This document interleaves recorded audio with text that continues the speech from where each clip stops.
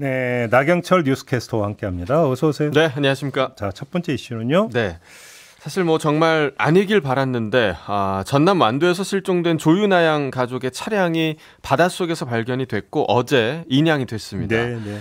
그 안에서 발견된 시신세구는 지문 대조 결과 윤아 양과 그 부모였던 것으로 최종 확인이 됐습니다. 네. 아마 많은 분들이 무사히 살아오길 바라는 마음을 가지셨을 텐데요. 결국 이렇게 비극적인 소식이 들리게 돼서 저도 개인적으로 참 마음이 좋지 않습니다. 경찰은 국과수에 차량 감정을 의뢰해서 고장이나 사고 여부도 조사할 예정입니다만 현재까지는 생활고 때문에 조양의 부모들이 극단적인 선택을 한 것이라는 추정이 지배적입니다. 네.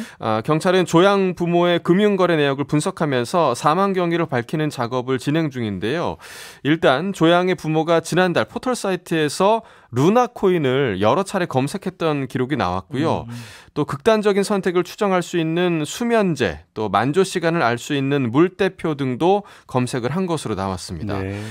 최근 루나코인이 99% 폭락했던 사태가 있었던 그 시기가 부모가 조양 학교에 체험학습을 가겠다라고 알린 시기와 맞물린다고 하고요. 네. 실제로 그 조양 아버지와 같은 상가에서 근무했던 사람들이 언론을 통해서 가상화폐에 투자해서 돈을 잃은 것으로 안다. 또 컴퓨터 모니터에 가상화폐 관련 차트를 띄워놓고 수시로 확인하는 모습을 본 적이 있다. 이런 진술들을 하기도 했습니다. 그래서 이제 코인 투자 실패 때문이 아니겠냐 이런 얘기가 나오고 있는 건데요. 물론 이게 자세한 건 더 조사가 이루어져야 확인이 되겠지만 저도 뭐 개인적으로 아이를 키우는 입장에서 이렇게 아이까지 온 가족이 투자 실패에 대한 책임을 함께 져야 했을까 하는 안타까운 마음이 정말 크거든요. 지금 뭐 대체적인 추정이 이렇다는 건 저도 뭐 뉴스를 통해서 접하긴 했습니다만, 근데 또 이제 발견된 차량에서 보니까 변속기어 상태가 그러니까 주차 상태로 있었다고 좀 하더라고요. 예. 그래서 이게 좀 더 조사가 필요한 거 아니냐 이런 이야기가 나오니까 너무 이제 단정까지는 좀 가지는 좀 말았으면 좋겠다 이런 생각 좀 들고 아무튼 근데 지금 나오고 있는 추정대로라면 참 계속 그러니까 그 아른거리는 건 윤아 양 아니겠습니까? 맞습니다. 윤아 양이 무슨 죄가 있는 거예요? 네. 그렇죠. 그 CCTV 공개된 게 엄마 등에 엎혀서 나오는 장면이 공개됐는데 자꾸 그 장면이 좀 떠오르더라고요. 그러니까요. 알겠습니다. 자, 두 번째 이슈로 넘어가죠. 네, 저희 그 여기도 이슈에서 한동훈 장관의 딸의 국제대회 논문 표절과 관련해서 이야기를 나눈 적이 또 있었는데요.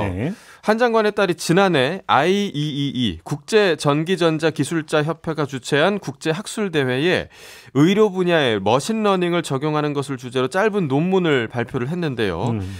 뉴스타파에서 확인해본 결과 이 논문이 지난 2018년 11월에 에세이 상거래 해외 웹사이트에 올라간 한 논문의 도입부와 핵심 내용이 거의 동일한 것으로 확인이 됐습니다. 요즘 뭐 대학에서도 학생들 과제 제출할 때 표절 검사 프로그램 거치거든요. 그런다면서요. 네. 이 프로그램을 통해서 조사를 해본 결과 이 두 논문 간의 표절률이 56%로 나온 겁니다. 그러니까 이제 절반 이상의 내용이 동일하다라는 결과죠. 조금 더 자세히 살펴봤더니 단어만 살짝 바꾼 이른바 문장 바꾸기 형태로 표절이 이루어진 것으로 알려졌습니다. 자, 이에 대해서 뉴스타파가 학술대회를 주최한 이 IEEE의 논문 표절과 관련해서 정식으로 조사할 의향이 있느냐 이렇게 물었는데요.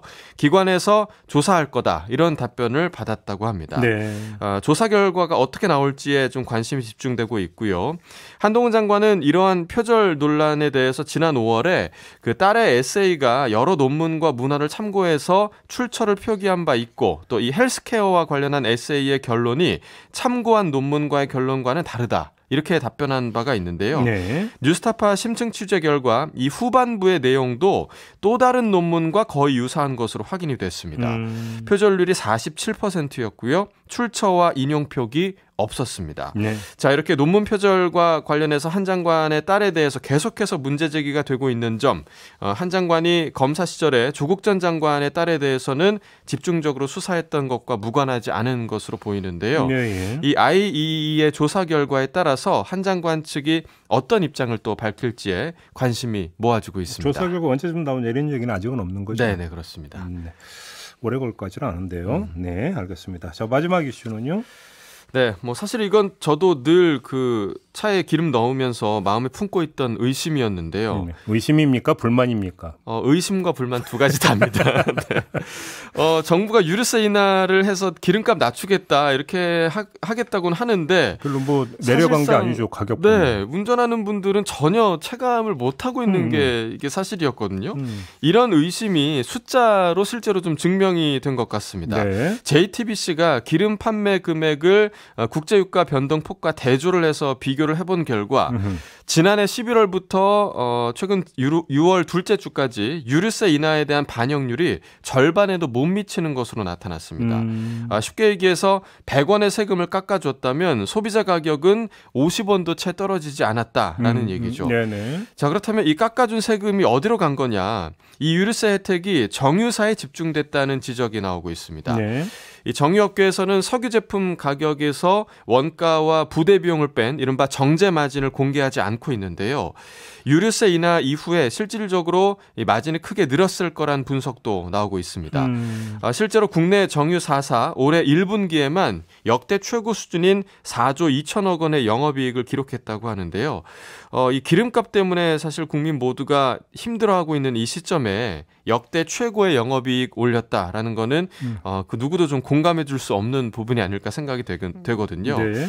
이 정부가 국민의 고통을 경감한다면서 이제 오는 7월부터 유류세 인하폭을 37%까지 늘렸는데요. 이게 정말 실효성이 있으려면 유류세 인하를 투명하게 좀 반영할 수 있는 제도적인 개선도 뒷받침돼야 할 것 같습니다. 8892님이 어제 저도 이 뉴스 봤는데 전기차 충전 요금도 오른다는 소식이 있었잖아요. 맞습니다. 원래 이제 이 동계리 대통령 공약이었는데 그랬었죠. 오른다고 한다 뭐 이런 뉴스가 어제 나왔던 걸로 아는데 곳곳에서 지금 오르는 것만 있고 내리는 건 안 내리거나 찔끔이고 그러니까 당연히 의심과 불만을 가질 수밖에 없는 거 아니겠습니까? 네. 뭐 담합조사 한다는 또 이런 이야기도 있는데 어떻게 나올지 좀 봐야 될 것 같습니다. 네. 자, 이렇게 마무리하죠. 나경철 뉴스캐스터와 함께했습니다. 고맙습니다. 네, 고맙습니다.